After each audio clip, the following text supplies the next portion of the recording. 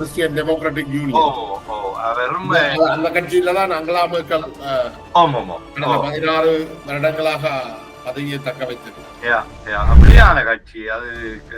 அதுக்கு நாங்கள் ஒரு வெளிநாட்டவர்கள் அதுக்கு கடைசி வரையும் எந்த ஒரு விதத்திலையும் அதை ஏற்றுக்கொள்ளவும் கூடாது, அதை வாக்களிக்கவும் கூடாது. அது கட்சிக்கு வாக்களிக்க இருப்பதாக சில தகவல்கள் தெரிவிக்கின்றது. அது எவ்வளவு தூரம் உண்மை? இனவாத சிந்தனை அடியோட இல்லை அவர்களுக்கு, கிடையவே கிடையாது. சாதிய ரீதியான பிரதேச ரீதியான இனவாத சிந்தனைகள் அற்றவர்கள் தான் இந்த என்ற இந்த ஏபி கட்சி குடியேற்றவாசிகளுக்கு எதிராக, குறிப்பாக எங்களை போன்ற அல்லது இஸ்லாமிய சமூகத்தை சேர்ந்தவர்களுக்கு எதிராகத்தானே அவர்கள் இயங்குகிறார்கள். அவர்கள் முஸ்லீம் அல்லது இஸ்லாமிய தீவிரவாத சிந்தனை கொண்டவர்கள் நீங்கள் சமூகத்தில் இணைக்க இயலாது.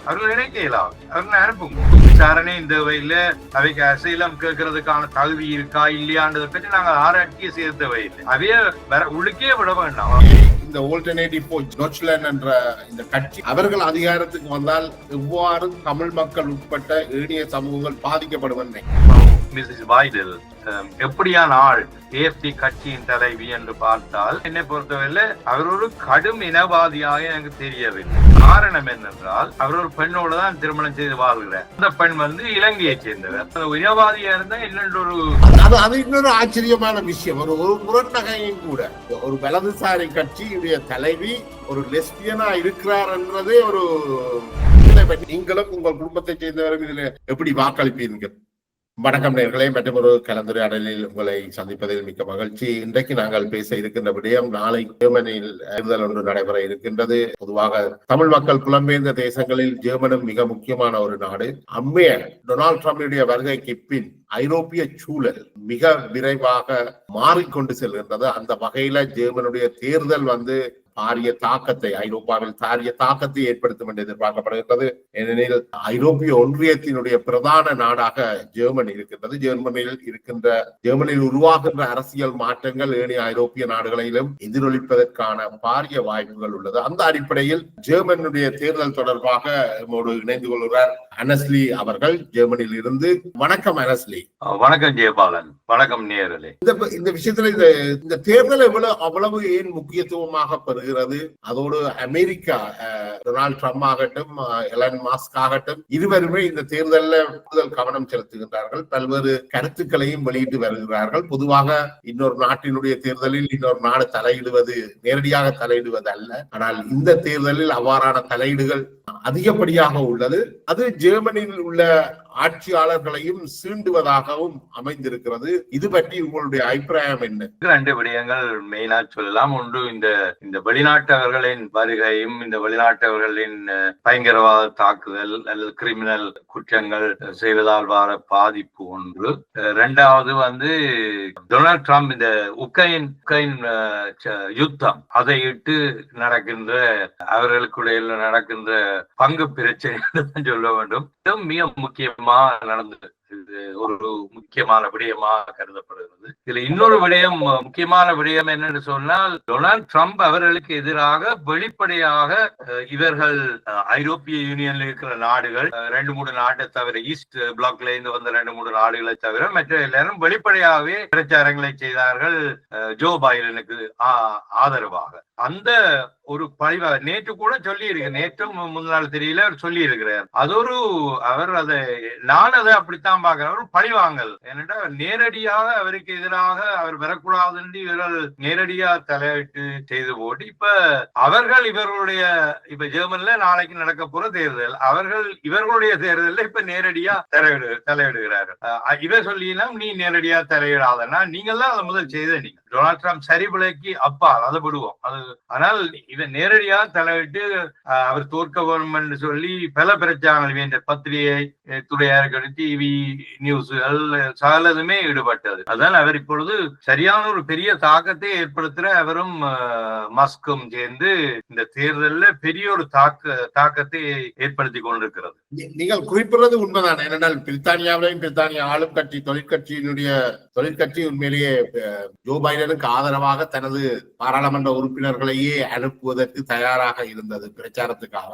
அதனுடைய எதிரொலிகள் அதற்கான பழிவாங்கல்களை இப்பொழுது டொனால்ட் ட்ரம்ப் எடுத்திருக்கிறார் நினைக்கிறேன். இப்ப இந்த தீவிர வலதுசாரிகளுக்கு டொனால்ட் ட்ரம்பும் எலோன் மாஸ்கும் ஆதரவு அளிக்கிறது ஜெர்மன்ல எவ்வளவு பெரிய தாக்கத்தை ஏற்படுத்தும் நினைக்கிறேன்? பெரிய தாக்கத்தை ஏற்படுத்தி இருக்கு என்றுதான் சொல்லணும். அதுக்கு பல காரணங்கள் இருக்குது. பல காரணங்கள் சொல்லும் போது இந்த உக்ரைன் யுத்தத்தை அல்லது யுத்தத்துக்கு இவர்கள் காசு கொடுக்கிறது, மக்களுடைய இந்த வரி பணத்தை செலவழிக்கிறார்கள் என்று சொல்லி பெரிய ஒரு குற்றச்சாட்டு இருக்குது. அது மக்கள் கன பேர் அதை விரும்புகிறார்கள் இல்ல. மற்றது இந்த உக்ரைன்ல இருந்து இங்க வந்திருக்கிற அன்னைக்கு 2.2 மில்லியன் ஜனம் இங்க ஜெர்மனுக்கு வந்திருக்கு ஒரு கணக்கு சொல்கிறது. அவர்களுடைய வாழ்க்கை முறை, அவர்கள் இங்க செய்யற வேலை, அவர்கள் ஓடுற கார் எவ்வளவு பெரிது, அதை பற்றி எல்லாம் சர்வசாதாரணமாக நாங்கள் பாட்டியல்ல அல்லது பார்ல சந்திச்சு கதைச்சிருக்கும் போது அதை பற்றியே கதைப்பாரு ஆக்கள். தங்களுடைய சொத்தை அவர்கள் அனுபவிக்கிறார்கள் அல்லது வீணாக இந்த இதுகள் செலவழிக்கப்படுகிறது என்ற கட்சி மக்கள்கிட்டயும் அந்த கருத்து இருக்கு.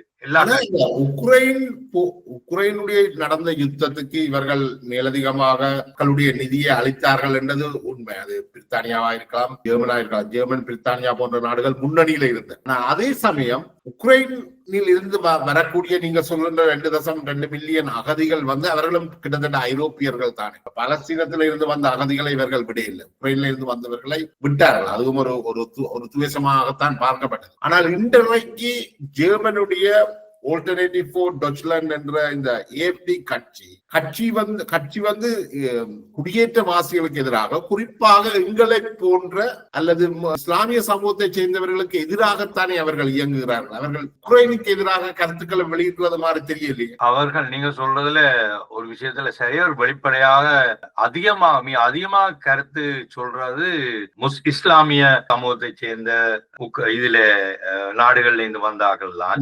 மற்ற பக்கத்தால கூட பிரச்சாரம் செய்யக்கூடியதா இருக்கு இஸ்லாமிய சமூகத்துக்கு எதிராக. ஏனென்றால் அவர்கள் இந்த தாக்குதல் மக்களுக்கு, சாதாரண மக்களுக்கு எதிரான தாக்குதலை செய்கிறபடியா. இன்றைக்கு நேற்று கூட யூதர்களுடைய ஒரு நினைவு சின்னத்தை நினைவாக தாக்குதலுக்கு அங்க இருந்த ஒரு ஸ்பெயின் வெளிநாட்டு ஒருவருக்கு கத்தியால குத்தி இருக்கிறார்கள் நினைக்கிறேன். இப்ப வந்து கொண்டு இருக்குது நியூஸ்.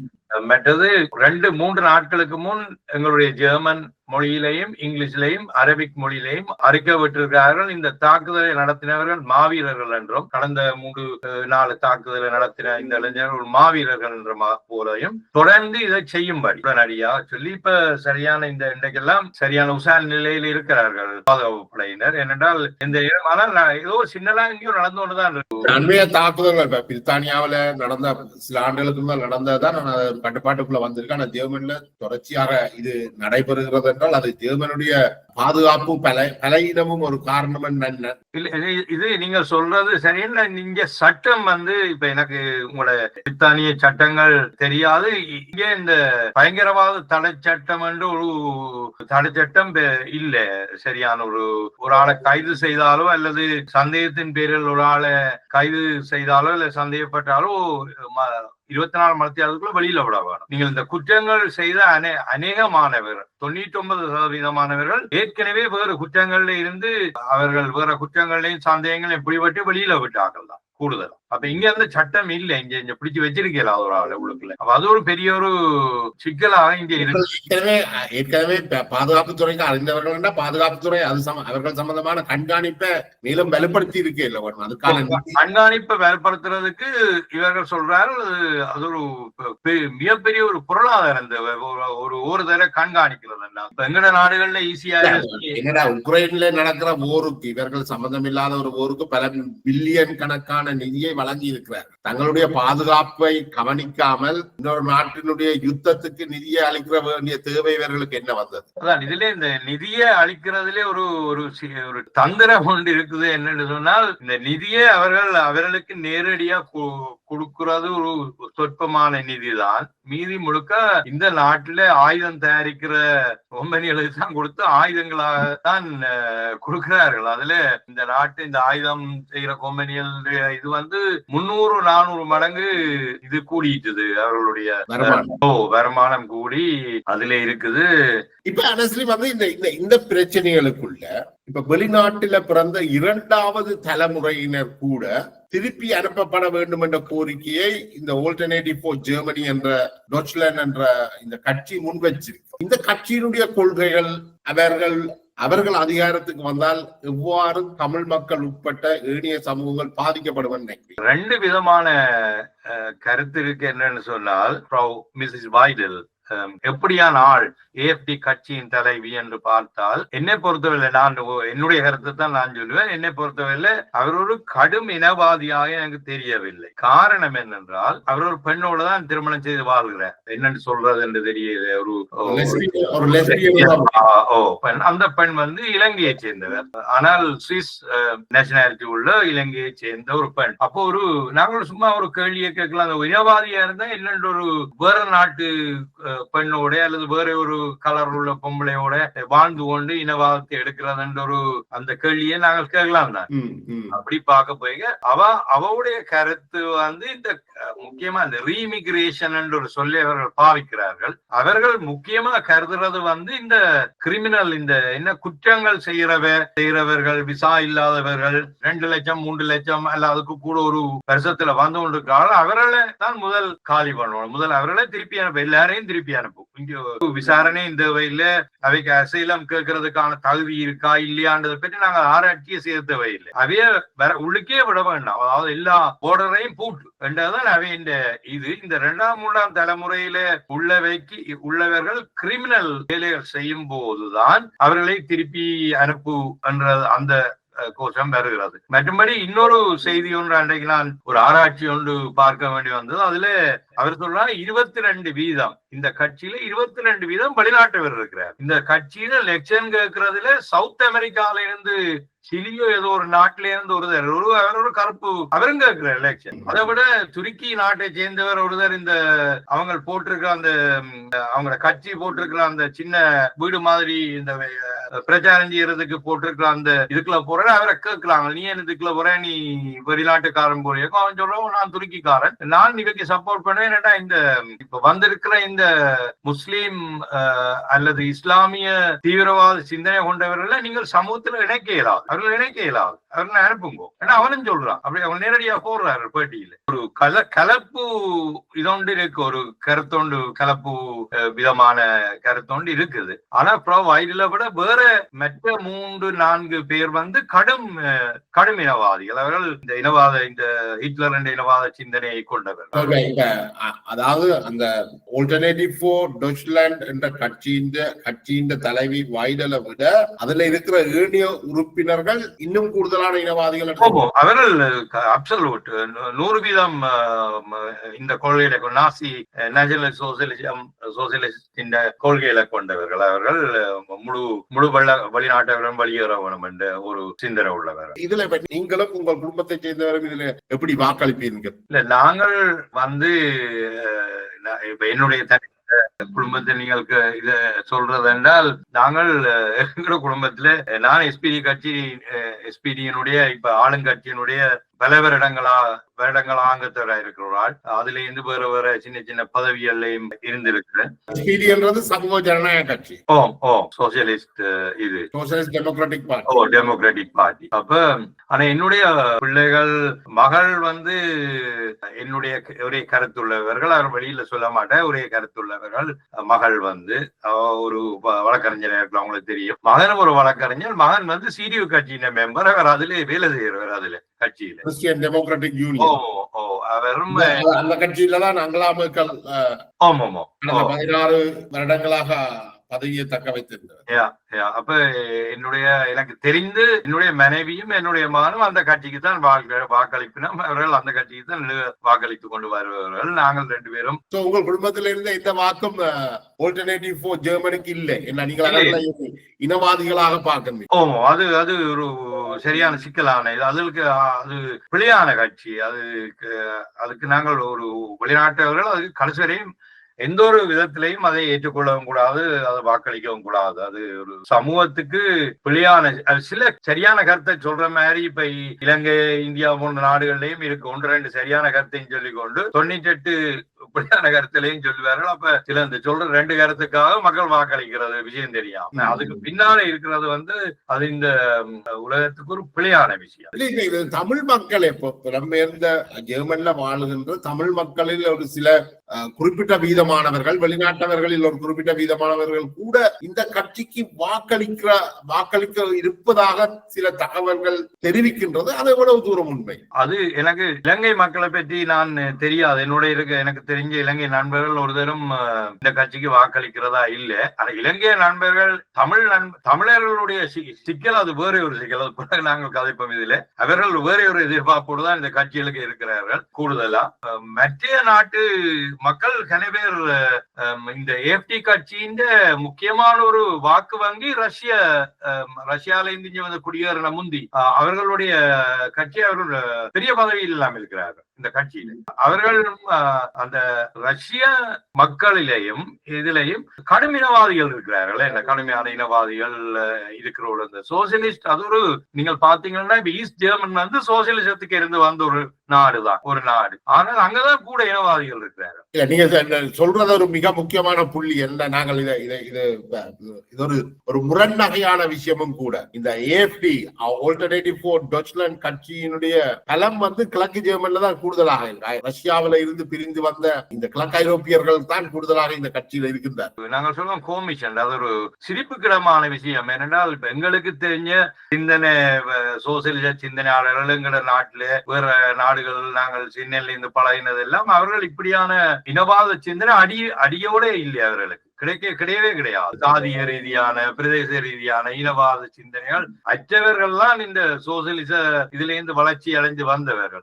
இப்ப வந்தா நீங்கள் பேசும்போது தெரியும். ஆனால் இந்த நாடுகளை பொறுத்தவரை இப்ப நீங்கள் குறிப்பாக ஜெர்மனியை பொறுத்தவரையில ஜெர்மன் கிழக்கு இதுல இருந்து வந்ததான் சரியான கடும் இனவாதிகள் இருக்கிறார்கள். ஆனால் இன்னொரு விஷயத்தை நாங்கள் சொல்லிக் கொள்ளணும். கிழக்கு ஜெர்மன்ல தான் இன்னும் சோசியலிஸ்ட் கட்சிகளும் அதுகளும் அங்க இன்னும் பங்கன் பண்ணி கொண்டிருக்கு. இன்னும் மற்ற கட்சிகள் இந்த லிங்க்ஸ் என்று சொல்ற கட்சிகள் அல்லது சாரா வாக்னெக் அவருடைய கட்சிக்கும் அங்கதான் அதுவும் இருக்குது. அதுக்கும் ஒரு பெரிய ஒரு குரூப் ஒன்று இருக்கு. அதை நாங்கள் ஒரு பக்கம் நாங்கள் பேசப்படாது. ஆனா இந்த இளம் சமூகம் இளம் சமுதாயம் சரியான இனவாதிகளா தான் நாங்க அங்க இருக்கிறோம். நாங்களெல்லாம் சில இடங்களுக்கு போகலாது. கோனோ ஏரியாஸ் இருக்காங்க, நோகோ ஏரியாஸ் என்று சொல்றது இருக்குது. சில இடங்களுக்கு போகலாது, நீங்கள் வெளியிலேயே இறங்கலாது. அப்படியான இடங்கள் எல்லாம் அங்க இருக்குது. அந்த இடங்கள் இப்ப இந்த தேர்தல் கருத்து கணிப்புகள் என்ன சொல்லுது இந்த ஜெர்மன் தேர்தலை பற்றி? ஜெர்மன் தேர்தலை கணித்து இன்று வரையும் கருத்து கணிப்பின்படி 30% CDU வெல்றதுக்கான சான்ஸ் தான் இருக்குது. கிறிஸ்டியன் டெமோக்ராட்டிக் யூனியன் மேட்ஸ் வாரதுக்கு சான்சலா வாரதுக்கான வாய்ப்புகள் தான் அதிகம். என்ன பேர் சொன்னீங்க? Mats, MERZ. அவர் வாரதுக்கான சான்சலரா வாரதுக்கான சான்ஸ் இதுதான் சந்தர்ப்பம் தான் இருக்கிறது. SPD கட்சி, எங்களுடைய கட்சி 20-25 கிட்ட இருந்தது. இப்பொழுது கீழே விழுந்து 16க்கு வந்து விட்டது. உங்களுக்கு தெரியும், கோவிட்டோ அல்லது வேற ஒரு யுத்தமோ அல்லது இன்னொரு அனர்த்தங்கள் வரும்போது இருக்கிற அரசாங்கம் எந்த நாட்டில இருந்தாலும் அது தோல்விதான் அடுத்த முறை. ஏனென்றால் அது இப்ப CDU இப்ப இருந்திருந்தாலும் SPD வந்திருக்கும். ஏன்னா அந்த இந்த யுத்தம் முக்கியம், இந்த பெரிய யுத்தங்கள், இந்த பெரிய பிரச்சனைகள்ல ஈடுபடுற கட்சி அடுத்த முறை என்று அவர்கள் நேரடியாக பல பிரச்சனைகளை சந்திச்சு மக்களுக்கு அதால பாதிப்புகள் கணக்க வந்திருக்கு மக்களுடைய இதுல. அப்ப அவர்கள் அதனால மற்ற பக்கத்தால பாக்க இந்த இவ்வளவு அகதிகளையும் இந்த 2.2 மில்லியன் இந்த சிரியாவும் ஆப்கானிஸ்தான் எல்லாம் சேர்ந்து அகதிகளை இங்க கொண்டு வந்ததே மேர்க்கல் தான். கட்டிப்பிடிச்சு நீங்கள் எல்லாம் பார்த்திருப்பீங்க. ஸ்டேஷன் எல்லாம் போய் கட்டிப்பிடிச்சு வாங்க கூட்டிக் கொண்டு வந்த காட்சிகள் எல்லாம் முந்தி நீங்கள் பார்த்திருப்பீர்கள். அவதான் இவ கூட்டிக் கொண்டு வந்தது. ஆனா இப்ப அங்கலா மேர்க்கல் இருக்கின்ற பொழுதோ அங்கலா மேர்க்கல் ஜெர்மனுடைய தாய் மம் என்றுதான் அழைக்கப்பட்டவர். அவ அவ்வளவு தூரம் அகதிகளை 1.5 மில்லியன் அகதிகளை உள்வாங்கி இருந்த பொழுதும் அது ஜெர்மனுடைய பொருளாதாரத்துக்கு ஒரு இன்றியமையாத தேவையாகவும் இருந்தது. இன்றைக்கும் ஜெர்மனி இந்தியாவில் உள்ள பல்வேறு மாநிலங்கள்ல நேரடியாக அலுவலகங்களை திறந்து, ஆப்பிரிக்காவில் உள்ள நாடுகள்ல நேரடியாக அலுவலகங்களை திறந்து ஆட்களை ரீக்ரூட் பண்றாங்க. ஜெர்மனிக்கு 2 மில்லியன் வேலையாட்கள் தேவையாக இருக்கிறது. ஜெர்மனுடைய சனத்தொகை வந்து வயதடைந்து கொண்டு போகின்றது, நோய்வாய்ப்பட்டு கொண்டு போகின்றது. இந்த வெளிநாட்டு இளம் வேலை ஆட்கள் இல்லாமல் ஜெர்மனி இயங்க முடியாது என்ற நிலையும் இருக்கின்றது இல்லையா? நிச்சயமா. நான் உங்களுக்கு தெரியும், நானும் இதோட ப்ரொஜெக்டோட சம்பந்தப்பட்ட ஒரு ஆள் தான். இந்த ஆட்களை இங்க கொண்டு வரதுக்கு அது வந்து இங்க ஒரு பெரிய ஒரு இடைவெளி ஒன்று இருக்கிறது.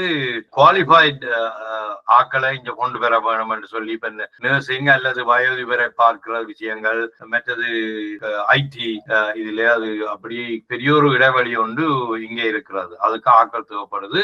அதை எடுக்கிறதுக்கான அநேகமான எல்லா கட்சிகளும் அது பிரச்சனை இல்லை, அது அவர்கள் தேவை என்றுதான் சொல்லுது. ஆய்டியில் இருக்கிற ஒரு பகுதியினர் அது சரி என்றுதான் சொல்றாரு. ஒரு பகுதியினர் அதை எடுக்கத்தான் போன இவங்க இந்த கிரிமினல், இந்த குற்றவாளிகள் அல்லது ஒரு இஸ்லாமிய சம்பந்தமான தாக்குதல் அதுகளைத்தான் அவர்கள் வெறுக்கிறார்கள். ஆனா இந்த விஷயத்துல அவர்கள் அது வேணும் என்றுதான் நிற்கும். சிடியும் அது வேணும் என்றுதான் நிக்குது. சீரியும் இப்ப வரப்போற இதுகளும் இவர்களைத்தான் அனுப்பணும். அவர்கள் ஏஎஃப்டியோட சேர்ந்து போற மாதிரி சில திட்டங்களை ஓம் என்று சொல்கிறார்கள். இல்ல அதான் கிட்டத்தட்ட இந்த கொள்கை அடிப்படையில சிடியும் பெரிய வித்தியாசமான கொள்கைகளை வைக்க இல்லை. கிளைமேட் சேஞ்ச், காலநிலை மாற்றங்கள் தொடர்பான விஷயங்கள் எல்லாம் கிட்டத்தட்ட சிடியும் ஏஎஃப்டியும் கிட்டத்தட்ட ஒரே நிலைப்பாட்டை தான் எடுக்கிறோம். எஸ்பிடியும் கிட்டத்தட்ட இதே நிலைப்பாடுகளுக்கு தான் வருகிறோம் நினைக்கிறேன் இல்லையா? ஆமாவே அந்த பிரஷர், அது அந்த மாற்றங்கள் வேற. என்னன்னா ஏஎஃப்டியின் வாக்கு வங்கியை உடைக்கணும் என்றால் இவ கொஞ்சம் மேல போய்த்தான் ஆகணும் தங்களோட இடத்தை விட்டு. மற்றது நீங்கள் இப்ப இவர் மேப்ஸ் என்ற அவர் யாரென்று பார்த்தீர்கள் என்றால், இந்த உலகத்திலே இந்த யுத்தங்களை உருவாக்குற அல்ல யுத்தங்களுக்கு இதென்ற அந்த அமெரிக்க அந்த கம்பெனிக்கு ஒரு டிரெக்டரா இருந்தவர் தான். அவருடைய பயோகிராபி எடுத்து பாத்தீங்கன்னா இங்க வேலை செய்தவர், இங்க இருந்தவர். அவங்களெல்லாம் அதுகள் கணக்கு தொடர்புகள் உள்ள ஆட்கள் தான். அவங்களுக்கு அப்படியான விஷயங்கள்லாம் இருக்கவே இல்லை. அப்ப ஒரு இனவாத போக்க ஓரளவுக்கு ஏற்றுக்கொண்டு ஓரளவுக்கு சரி என்று சொல்லி இந்த வாக்கு வங்கியை உடைக்கிறதுக்கு வேற வழி இல்லை. அதனால சில விஷயங்களை ஏற்றுக்கொண்டு இதுல உள்ள ஒரு 2-3% வாக்கையாவது இங்கால எடுத்து தங்களுக்கு எடுத்துருவோம் என்று சொல்லி அந்த ஒரு போக்குக்கு வரையலாம். அது சரி நீங்கள் சொல்ற அது அந்த ஒரு இதுல வந்து கொண்டிருக்கலாம். ஆனால் ஃப்ரோ வைடில் வந்து 15 வருடங்களுக்கு கிட்ட நினைக்கிறேன், 12-15 வருடங்களுக்கு சீனாவில இருந்தாள். சீனாவில ஒரு கம்பெனிக்கு முக்கிய ஒரு பெரிய பதவியில இருந்தாள். சீன பாச பெர்ஃபெக்டா பேசக்கூடிய ஒரு அளவா அந்த விஷயத்துலதான் டொனால்ட் ட்ரம்பும் அவைக்கும் வித்தியாசமான ஒரு விஷயம் இருக்கு. இந்த விஷயத்துல சீனாவோட ஒத்து போகணும் நினைக்கிறான். சீனாவோட போய்தான் நாங்கள் பிசினஸ் செய்யணும், சீனாவை நாங்கள் இதென்ன தேவையில்லை, தாய்வான் பிரச்சனை எல்லாம் எங்களுக்கு முக்கியம் இல்லை என்ற மாதிரி ஒரு விஷயம் ஒன்று அவாவுக்கு இருக்குது. ஆனா டொனால்ட் ட்ரம்ப் அதுக்கு எதிரானார். மற்ற இன்னொரு விஷயத்திலையும் டொனால்ட் ட்ரம்ப் அவைக்குள்ள ஒரு ஒத்துப்போகாத கருத்து இருக்கிறது. ஆனா முரண்படவில்லை என்று கலதாவிட்டு ஒத்துப்போகாத கருத்து இருக்கின்ற இப்ப இந்த லெஸ்பியன் அந்த இந்த வாழ்க்கைக்கு அவர் நேரடியாவே இங்க ஆண் பெண் தான், இங்க வேற ஒண்ணும் இல்லைன்னு அது இன்னொரு ஆச்சரியமான விஷயம். ஒரு முரண்நகையும் கூட. ஒரு வலதுசாரி கட்சியுடைய தலைவி ஒரு லெஸ்பியனா இருக்கிறார் என்றதே ஒரு ஆச்சரியமான விஷயமாவும் இருக்கு. அதைத்தான் நான் சொல்றேன். அதை வச்சுதான் நான் சொல்றேன். என்ன பொறுத்த வரையில ஒரு 100% ஒரு வலதுசாரிய சிந்தனை உள்ளவர் அல்ல. கட்சியின் முடிவென்று வரும்பொழுது அவ மட்டும்தான் அந்த முடிவு எடுக்கிறேன் தானே. ஏனைய உறுப்பினர்கள் அந்த கட்சி என்னத்தை முன்வைக்கிறது வலு முக்கியம் தான். இவர்கள் இப்ப இந்த இஸ்லாமிய அடிப்படைவாதிகளோ இந்த இஸ்லாமிய இவர்கள் அவர்கள் ஒன்றும் தெரியாதவர்கள் அல்ல. ஆக்கள் அவர்கள் ஏதோ கத்தியால சும்மா குத்தி போட்டு போறார்கள், சும்மா இதுன்றார்கள் மாதிரி. அது நான் அப்படி நினைக்க இல்லை. நான் பெரிய அவர்கள் சரியா திட்டமிட்டது. அவர்கள் சமூகத்தை பிரிக்கிறார்கள், ஸ்பிளிட் பண்ணுறார்கள், சரியா செய்கிறார்கள். அவர்கள் இங்கே ஏஎஃப்டி வெல்றதுதான் அவர்கள் இதன்றாக என்ன இந்த சமூகத்தை உடைக்கிறதுக்கு, இந்த ஜெர்மனி இந்த ஐரோப்பிய இதுல உடைக்கிறதுக்கு இங்கே இவர்களை வெல்ல வைக்க வேணும், இங்க ஒரு பிரச்சனையை உருவாக்க வேணும். அப்படி என்று இப்ப நீங்கள் இலங்கையில இந்த துப்பாக்கிச்சூடு கடுமையா நடக்குது. அதுல சில பேருக்கு மகா சந்தோஷம். ஏன்னா அங்கே ஒரு பிரச்சனை வருது என்று சொல்லி அப்படியான கொள்கை உள்ளவர்கள்லாம் இவர்கள் அவர் திட்டம் போட்டு தான் செய்கிறார்கள், திட்டம் இல்லாம செய்யல செய்கிற விஷயங்கள். இப்ப இந்த ஏஎஃப்டி கட்சி ஆல்டர்னேட்டிவ் ஃபார் டச்லாண்ட் எவ்வளவு விதமான வாக்குகளை எடுக்கும்னு நினைக்கிறீங்க? இவர்களுக்கும் சிடியுக்கும் இடையில, கிறிஸ்டியன் டெமோக்ராட்டிக் யூனியனுக்கும் இடையில ஒரு இணைவு மாறதுக்கான வாய்ப்பு இருக்கா? இல்ல, அவர் அப்சல்யூட் இல்லை என்று நேரடியா சொல்லி போட்டார். அவர்கள் சிடியு ஏஎஃப்டிக்கு சார்பாக கருத்து சொல்ல போய் அவருக்கு பெரிய பிரச்சனை வந்தது. இப்ப 2 கிழமைக்கு 3 கிழமைக்கு முன்னா ஒரு கருத்தை சொல்ல போய் உடனே ஃப்ரோ மேர்க்கல் இங்க ஒரு கலாச்சாரம் இருக்கு, தேர்தலை விட்டு வெளியேறினால் அல்லது தேர்தல்ல தோத்தால் சான்சலர் அவை பிறகு அரசியல்ல ஈடுபட மாட்டான் வெளிப்படையா. இது ஜெர்மன் அப்படியே விளத்தினேன். இப்ப இவர் எங்களுடைய இப்ப இருக்கிற சான்சலர் தோத்தாருன்னா அவர் வெளியேறிடுவார், அவர் வெளியில் அனுப்பார். ஃப்ரம் மேர்க்கல் ஒன்றுமே கதைக்காம இருந்தது. இவருடைய ஒரு பிழையான கதையை ஏஎஃப்டிக்கு சார்பான வாக்களிப்பு ஏதோ ஒன்று செய்யற விஷயத்துல இவர் ஒத்துழைக்க போய் கடும் விமர்சனங்களுக்கு உண்டானவர் மேர்ஸ், இது பிழை என்று சொல்லி. அப்ப இவர் ஏஎஃப்டியோட சேர்ந்து ஒரு அரசை அமைப்பார் என்றால் இந்த கட்சிக்குள்ள ஒரு ஸ்பிளிட் வரும். இந்த கட்சி 2 உடை, இந்த சிடியு கட்சி 2 உடை. அதனால அவர் சொல்லிட்டு அப்சல்யூட் நான் இவையோட சேர்ந்து கடைசி வரையும் அமைக்க மாட்டேன். அதனாலதான் அரசியல் ஆய்வாளர்கள் அவர்கள் எதிர்பார்க்கிறார்கள் என்னென்றால் குளோச கோலிஷன் சொல்லி பெரிய கோலிஷன், பிக், அதாவது எங்களுடைய இப்ப இருக்கிற SPD கட்சியும் சிடியும் சேர்ந்துதான் அரசை அமைக்கும் என்று சொல்கிறார் இந்த தேர்தலின் பேர். அப்படி 3 முறை முதல் நடந்திருக்கு, உங்களுக்கு தெரியும், நடந்திருக்கு. அதனால சான்சலர் சிடியு மேர்ஸ் வந்தாலும் எஸ்பிடியோட சேர்ந்துதான் இதை அமைப்பார். எஸ்பிடியோட அமைக்க இப்ப இருக்கிற பாதுகாப்பு அமைச்சர் பிஸ்டோரியஸ் அவர் தான் தலைமை தாங்குவார் கட்சிக்கு. ஏனென்றால் இவர் வெளியேறிடுவார். இப்ப இருக்கிற சான்சலர் தோற்ற உடனே இருக்கிறார் தான் அவருக்கு செல்வாக்கும் கூட, அவருக்கு சரியான ஆதரவு இருந்தது. அப்ப அவர் தான் வருவார். அவர் வரைக்க அநேகமாக அவர் வெளிநாட்டு அமைச்சராக வாரதுக்கான வாய்ப்பு இருக்கு. அதாவது வைஸ் சான்சலர் அவரால் இருப்பார், வருவார் சொல்லி பல கருத்துக்கள் இருக்குது. மற்றது இப்போ டொனால்ட் ட்ரம்ப் அச்சுறுத்தல்கள் இந்த பிரச்சனைகளுக்கு ஒரு சரியான ஆள் அவர் தான், ஹிஸ்டோரியஸ் தான் சரியான ஆள், சரியான ஸ்ட்ராங்கான ஆள். அப்ப இப்படி இந்த ஐரோப்பாவை இவர் அச்சுறுத்தி கொண்டு வர நேரத்துல இங்க அந்த 2 பெரிய கட்சிகள் ஆட்சி அமைக்கிறதா நல்லது. அப்பதான் நாங்கள் டொனால்ட் ட்ரம்போட நாங்கள் டீல் பண்ணலாம். கணிசமான வாக்கு வங்கி எடுக்கும் என்று எதிர்பார்க்கப்படுதா இந்த தேர்தல்? நிச்சயமா 20-22 வீதத்துக்கு மேல எடுக்கும். இன்றைக்கு சம்பவங்களை பார்க்கும்போது, இன்றைக்கு தாக்குதல், யூதர்களுக்கு எதிரான தாக்குதல் அல்லது வெளிநாட்டு இந்த இதுல வந்த ஆக்கள் எதிரான தாக்குதல் அது நடக்கு. நிச்சயமா நாளைக்கு 24 மணி நேரத்துல நாளைக்கு அதுல ஒரு 2 வீதம் இன்னும் கூடும் இந்த வாக்கு. நிச்சயமா 20-22 வீதம் வெரி ஸ்ட்ராங்கா வருவாவா. வைரல் சொன்னவா 28-29ஆம் ஆண்டு நாங்கள் இங்கே ஆட்சி அமைப்போம், இந்த முறை அல்ல என்று வெளிப்படையா சொல்லி இருக்கிறார்.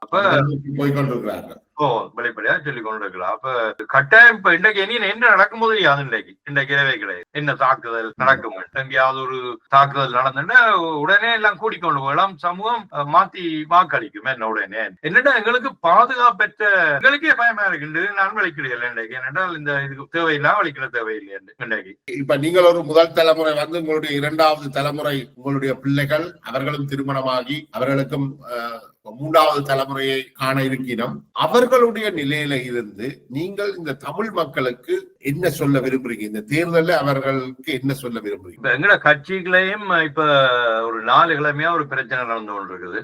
அதுல நான் அதுல நானும் ஈடுபடுறதுல ஒரு ஆள். எங்கட கட்சியில எங்கட காசில் இந்த இதுல இங்க எங்கட கட்சியில இருக்கிற தமிழ் இளம் சமூகம் அவர்களுக்கு ஒரு கடிதத்தை எழுதி கொடுத்திருக்கு. எங்கட கட்சிய இலங்கையின் இதுகளை தடை செய்ய சொல்லியும், இலங்கைக்கு கிடைக்கிற GSP பிளஸ் தடை செய்ய சொல்லியும், இலங்கையில 1,40,000 பேர் சேர்த்தவர்கள் எங்கட கட்சிக்கு எழுதி கொடுத்து கட்சி ஒரு நாட்டுக்கு எதிராக அதை இயங்க சொல்லி கொடுத்திருக்கிறார் அவர்கள். அப்ப அது சம்பந்தமா கட்சியின் என்ன வயதுக்காரன் நாங்கள் எல்லாம் பல முறை இப்ப பேசிட்டோம். இந்த தேர்தல் முடியத்தான் அது சம்பந்தமா ஒரு அவைய கூப்பிட்டு ஒரு கதைச்சு செய்யறதுன்னா என்ன பொறுத்தவரையில சிடியுலயும் இருக்கிறார்கள் தமிழ் ஆக்கள் மிக குறைவு. ஆனால் SPD, கிரீன் பார்ட்டி, மற்றது லிங்க்ஸ் அண்ட் இந்த சோசியலிஸ்ட் பார்ட்டி, இந்த 3 தான் அதிகமா இருக்கிறார்கள். எங்களுடைய தமிழ் சமூகம், இளம் சமூகத்தின் நோக்கம் ஜெர்மனி அரசியல் அல்ல. அவர்கள் அதுக்குள்ள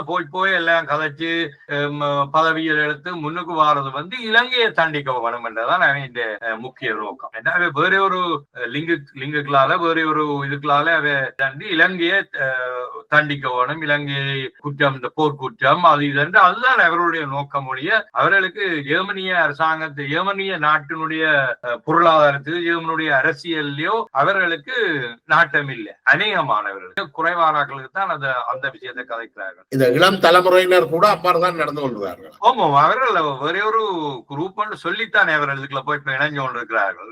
அவர்கள் இந்த கதையைத்தான் கதைக்கிறார்கள். நான் என்னுடைய அனுபவத்துல நான் பல வருடங்கள் அந்த கட்சிக்கு இருக்கிற வயது போய் இளம் வயது நாங்கள் துடிப்பா இருந்து பிள்ளைகள் சரிகள் செய்த காலத்திலிருந்து இந்த வரையும் அதுக்குள்ள இருக்கிற ஒரு ஆள். நான் இவர்களுக்கு சொல்லக்கூடியது, நீங்கள் எவ்வளவு தூரத்துக்கு உங்களோட நாட்டு பிரச்சனையை நீங்க இதுக்குள்ள போய் கதைக்கிறீங்களோ அந்த அளவு தூரத்துக்கு நீங்கள் முன்னுக்கு வர மாட்டீங்க. இந்த கட்சி அவர் விட மாட்டார். அவர்களுக்கு தெரியும் நீங்கள் அதை சிரிச்சு உங்களை கதைக்க எல்லாம் வைப்பார்கள். நீங்கள் கதைக்கிறத கேட்கிற மாதிரி எல்லாம் இருப்பார்கள். எழுதி கொடுத்து வேண்டி சிரிச்சோ எல்லாம் செய்வார்கள். ஆனா அவர்களுக்கு உங்களோட உளவியல் அவர்களுக்கு விளங்கும். இதால நீங்கள் முன்னுக்கு வர மாட்டீங்க. இந்த கட்சியில இப்ப நீங்கள் பார்த்தீங்கன்னா ஈரானை சேர்ந்தவர்கள், ஆப்கானை சேர்ந்தவர்கள், வெளிநாட்டு பிரதி வெளிநாட்டு அமைச்சரா பெரிய பெரிய இந்த கட்சியில இப்ப சாரா ஆகனெக்ட் என்ற தாப்பன் ஈரானை சேர்ந்தவர். அதே மாதிரி FDP கட்சியின் செயலாளராக இருந்தவர் ஈரானை சேர்ந்தவர். அதே மாதிரி கிரீன் பார்ட்டியில இப்ப இருந்து ரிசைன் பண்ண ஆப்கானிஸ்தானை சேர்ந்தவர். சீருவில இருந்தவர் ஈரானை சேர்ந்தவர், சீரியு செக்ரட்டரியா இருந்தவர். அப்படி ஒரு இதுக்கு நீங்கள் வர மாட்டீங்க. அவர்கள் அந்த இதுக்குள்ள வந்திருந்து கொண்டும் அவர்கள் உதாரணமா அவர்கள் இஸ்ரேலுக்கு எதிராக கதைக்கிறேன். அவர்கள் அந்த கட்சிக்கு இருந்தோம். அவர்களுமே இஸ்ரேலுக்கு எதிராக கதைக்க வேணும். அவருடைய பேக்ரவுண்ட் வச்சு பார்க்கும்போது அவர்கள் கதைக்கிறேன். ஏன்னா இந்த நாட்டுக்கு ஒரு அரசியல் கலாச்சாரம், அரசியல் இதுகளும் அவரோட ஒத்து போகும்போது அவங்க மேல கட்சிக்குள்ளேயே மேல வாராரு. இவர்களால வர முடியாது ஒரு நாள். இவை தங்கட இந்த நீங்கள் அடிக்கடி சொல்றமே இந்த குண்டி சட்டிக்க குதிரை ஓடுற இந்த தங்கட விளையாட்டுகளை காட்டுறபடியா இவர் வர முடியாது. இவை அதெல்லாத்தையும் தூக்கி அறிஞ்சு போகும். அதாவது இவர்கள் தாங்கள் இந்த கட்சிக்குள்ள வந்து இந்த கட்சியை ஹைஜாக் பண்ண முயற்சிக்கிறார்கள் என்றுதான் அது பார்க்கப்படுது. அதான் எங்கள்கிட்ட ஒரு 10,000-20,000 வாக்கு இருக்கு, நீங்கள் இதை செய்தால் அது அவங்க இலங்கை என்ற ஒரு நாடு அவங்களுக்கு தெரியும். அவங்களுக்கு ஒண்ணும் தெரியாது என்று நினைச்சுதான் எங்களுடைய அவங்களுக்கு A to Z எல்லா விஷயங்களும் தெரியும். அவர்களுக்கு தெரியும் சிங்கள மக்கள் 16 மில்லியன் ஏதோ மறந்து போனோம் 220 அந்த மக்கள் இலங்கை என்ற ஒரு நாட்டுல மட்டும்தான் இருக்கிறாங்க. ஒரு வித்தியாசமான கலாச்சாரம் உள்ளவர ஒரு இந்த நாட்டில இருக்க ஒரு விசித்திரமான ஒரு தனித்துவமான மக்கள் என்றெல்லாம் அவருக்கு தெரியும். அவர்கள் அதை எதிர்க்க மாட்டார்கள். அங்க மனித உரிமை மீறல்கள் நடந்தா அதை பற்றி கதைப்பாங்க. மனித உரிமை மீறல் நடக்கிறது, நீங்கள் அதை சரியான இதுக்கு கொண்டு வரணும் என்று பொதுவாக கதைப்பார்கள். இவர்கள் உதாரணமா எழுதி கொடுக்க இவை ஒரு பிளவடியினம் என்னென்றா அந்த எழுதின கடிதத்துல நான் அதுக்கு பதில் எல்லாம் தயார்படுத்திக் கொண்டிருக்க சொல்றேன். இவர்கள் ஒரு பாயிண்ட்ல இஸ்ரேலையும் அதுல இஸ்ரேலை தாக்கினால் உங்களுக்கு இந்த சப்போர்ட் கிடைக்காது. கடைசி வரை இஸ்ரேலுக்கு எதிராக நீங்கள் இன்றைக்கு ஸ்ரீலங்கா அரசாங்கத்துக்கு எதிராக கொண்டு வரத இதே கட்சிக்கு இருக்கிற மத்திய வெளிநாட்டவர்கள் நாளைக்கு இஸ்ரேலுக்கு எதிராக கொண்டு இன்றைக்கு ஸ்ரீலங்காவுக்கு எதிராக ஓமன் சொல்லி இதே அவர்கள் கூடுதலா காய் நகர்த்தி கொண்டு போகும்போது அவர்கள் போய் ஸ்ரீலங்காவுக்கு எதிராக இஸ்ரேலுக்கு எதிராக நீங்கள் செய்கிறீர்கள் இல்லையா? அப்ப இஸ்ரேலுக்கு எதிராக ஜெர்மனி ஒரு நாளும் போகாது. என்னன்னா உங்களுக்கு தெரியும் அவருடைய 2ஆம் உலக யுத்தத்தின் அவர்களுடைய பேக்ரவுண்டும் அவருடைய இதுவும் இஸ்ரேலுக்கு எதிராக கடைசி வரையும் போக மாட்டுது. ஆனால் அங்கதான் கூடுதலான மனித உரிமை முறையில் இப்ப தொடர்ந்து நடந்தோம். இன்னும் நிக்க இல்லை. அப்ப இவைக்கு ஒரு விஷயம் தெரியணும். இதுகள் ஒன்றும் இதுகள் சரி வராது. இது ஒரு நாங்களே ஒரு மனித உரிமை என்றதே முற்றுமுழுதாக அரசியலாக்கப்பட்டுதான் இஸ்ரேல்ல அம்மனமாகி போயிடுது. மேற்குலகம் மனித உரிமைகள்ல அம்மனமாகி போயிடுச்சு இஸ்ரேலை பொறுத்தவரை. இப்ப அமெரிக்கா வலிக்கிட்டு அதுல இந்த வழியில வலிக்கிட்டு இப்ப நேற்று நான் நீங்களும் அறிஞ்சிருப்பீர்கள். இப்ப உக்ரைனுக்கு எதிராக ஒரு இதை கொண்டு வருது. எங்க மனித உரிமைகள் ஏதோ ஒரு அமைப்பில கொண்டு வருது அவர்களுக்கு எதிராக. பாத்தீங்கள் தானே? இப்ப அப்ப இங்க என்ன நடக்கும்னு தெரியாமல் நாங்கள் சும்மா நாங்களே பெரிய கட்டிக்காரர் என்ற மாதிரி அப்படி அந்த ஒரு வீட்டில் நாங்களே பெரிய கட்டிக்காரர் அப்படி இல்லை. உண்மையிலேயே இந்த மேற்கு நாடுகளை வச்சுக்கொண்டு இலங்கைக்கு மனித உரிமை பாடம் படிப்பிக்கிறது மிகப்பெரிய முட்டாள்தனமான ஒரு விஷயம். என்றால் எல்லாமே மனித உரிமை அரசியல் என்றது அம்பலப்பட்டு போய் நிற்கிற ஒரு காலகட்டத்துல நாடுகள் சந்தர்ப்ப சூழலுக்கு ஏற்ற மாதிரியான ஒரு அரசியல் காய் நகர்த்தல் வலு முக்கியம். குறிப்பாக ஜெர்மன் இருக்கிற தமிழ் மக்களுடைய எதிர்காலத்துக்கு அவர்கள் என்ன செய்யலாம் என்று நீங்க நினைக்கிறீங்க? பெரிய கட்சிகளை வலுப்படுத்த வேணும். வாக்களிச்சு இப்ப எஸ்பிடிக்கு தான் வாக்களிக்கணும் அல்ல, சிடியு, எஸ்பிடி, கிரீன் பார்ட்டி போன்ற இந்த முக்கியமா இந்த 3 கட்சிகளுக்கு தங்களுடைய வாக்களை செலுத்த வேண்டும். ஏன்னா இந்த எதிர்காலத்திலே ஒரு இனவாதம் அல்லது கடும் இனவாதம் பெறும் என்று சொன்னால் அது எங்களை எல்லாரையும் பாதிக்கும். எங்களோட பிள்ளைகளோட பிள்ளை நாங்கள் சில உயிரோட இருக்க மாட்டோம். 10-20 வருடத்துக்கு பிறகு எங்களுக்கு தெரியாது. ஆனா இங்க இந்த நாட்டை விட்டு வெளிக்கிற அளவுக்கு வேற. ஏனென்றால் இந்த மக்கள் இங்க பிறந்த இந்த பிள்ளைகள் இன்னைக்கு இந்த பாட்டியல் நின்று கொண்டு இப்படி கதைக்கிற பிள்ளைகள் ஒரு நாளும் இலங்கைக்கு போய் வாழாதுகள். அதனால இயலாது. இலங்கைக்கு இந்தியாவுக்கு போய் வாழ மாட்டுது. ஒரு நாட்டுக்கு போய் அவர்களால வாழ இயலாது. இவர்கள் இந்த எங்களுடைய பெரிய கட்சிகளை, ஜனநாயக கட்சிகளை இவர்கள் வலுப்படுத்த வேணும். இவர்களுக்கு வாக்களிக்க வேணும். கட்டாயம் பூங்கோ உங்களோட வாக்களை செலுத்த வேணும். நீங்க வாக்களை செலுத்தி வாக்கு வீதத்தை அதிகரிக்கணும். நாங்கள் இந்த கட்சிகளோட வாக்கு வீதத்தை அதுதான் நாங்கள் இப்ப செய்யலாம். நான் நினைக்கிறேன் அந்த புள்ளியோட இந்த உரையாடலை முடிவுக்கு கொண்டு வரலாம் நினைக்கிறேன். இவ்வாறு இந்த கட்சிகள் கூட இனவாதம் நோக்கி தங்களுடைய பயணத்தை துவங்கி இருந்தாலும் AfDக்கு எதிராக, ஆல்டர்னேட்டிவ் ஃபார் ஜெர்மனி, டச்லாந்துக்கு எதிராக தாங்களும் அந்த இனவாத இதுக்குள்ள குதித்திருந்தாலும் டாக்டிக்கல் ஓட்டிங் என்று ஒன்று இருக்கு. அதாவது அந்த அடிப்படையில நீங்கள் சொல்ற மாதிரி தமிழ் மக்களும் தங்களோட வாக்குகளை சரியான முறையில இனவாதத்துக்கு எதிராக அல்லது குறைந்த இனவாதத்து கொண்டு வரத்துக்காக வாக்களிக்கணும் என்ற அந்த புள்ளியோட இந்த உரையாடலை நிறைவுக்கு கொண்டு வரலாம் நினைக்கிறேன். உங்களுடைய நேரத்தை ஒதுக்கி எங்களோடு இந்த கருத்துக்களை பகிர்ந்து கொண்டமைக்கு மிக்க நன்றி. நன்றி. ஒரு சின்ன விஷயம் என்னென்றால் நீங்கள் இந்த அரசியல் கடந்த காலத்துல நேரத்துக்கு நேரம் மாறுபட்டு கொண்டு ஒரு வருஷத்துல அடுத்த வருஷம் தலைகளா மாறுது. அது எங்களுக்கு தெரியாது. வார வருஷம் அடுத்த வருடம் என்னென்ன நடக்கும் எங்களுக்கு தெரியாது. இனவாத கட்சிகள் சரியான குறைஞ்சு போகலாம், குறைஞ்சு இந்த கட்சிகளும் பிரிவடையலாம். அதே நாங்கள் புத்திசாலித்தனமா நடந்து எங்களுடைய இந்த நாட்டுல முதல் இருக்கிற மக்கள், நாங்கள் இந்த நாட்டுக்காரர், எங்களை பிள்ளைகள் ஜெர்மனியர்கள், இலங்கையர்கள் அல்ல. அதுக்கு ஏற்ற மாதிரி தங்களுடைய வாழ்க்கையை அவர்கள் கொண்டு போகணும் என்று சொல்லி நன்றி. என்னை ஒரு சின்ன ஒரு அரசியல் தெரிஞ்சதான் நன்றி என்னை அழைத்து கதைக்க வைத்ததுக்கு. நன்றி அரசு. நன்றி. ஓகே.